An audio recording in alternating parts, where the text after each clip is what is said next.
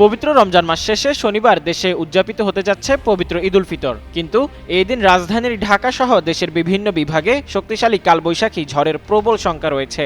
আবহাওয়া অধিদপ্তরের পূর্বাভাস অনুযায়ী ঈদের দিন অস্থায়ীভাবে দমকা বা ঝড়ো হাওয়া এবং বজ্রসহ বৃষ্টি হতে পারে। এছাড়া কালবৈশাখীর মৌসুম হওয়ায় ঈদের দিন সহ এর আগে পরে দেশ জুড়ে ভারী ঝড় বৃষ্টি হওয়ার প্রবল শঙ্কার কথা জানিয়েছে আবহাওয়া বিষয়ক বেসরকারি সংস্থা বাংলাদেশ ওয়েদার অবজারভেশন টিম।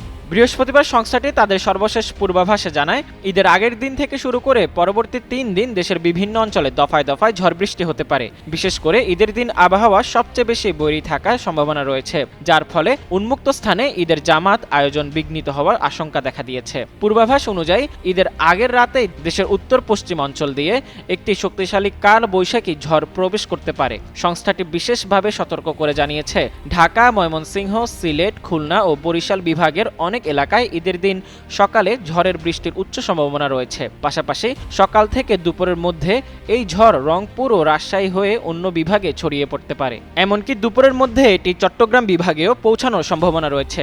সংস্থাটি আরও জানিয়েছে, ঈদের দিন বিকেলে সারা দেশে দ্বিতীয় দফায় আরেক দফা ঝড় বৃষ্টির আশঙ্কা রয়েছে। ফলে দিনভর আবহাওয়া প্রতিকূল থাকতে পারে, যা ঘরমুখ এবং উৎসবপ্রিয় মানুষের চলাচলে ব্যাঘাত ঘটাবে। তবে স্বস্তির খবর হলো, ঈদের পরের দিন থেকে আবহাওয়ার পরিস্থিতির কিছুটা উন্নতি হতে পারে। ভোরের দিকে উপকূলীয় অঞ্চলে বৃষ্টির প্রবণতা থাকলেও বেলা বাড়ার সঙ্গে সঙ্গে আকাশ পরিষ্কার হওয়ার সম্ভাবনা রয়েছে। উৎসবের এই সময়ে দুর্যোগ মোকাবেলায় সংশ্লিষ্টদের আগাম প্রস্তুতি রাখার পরামর্শ দিয়েছেন আবহাওয়াবিদরা।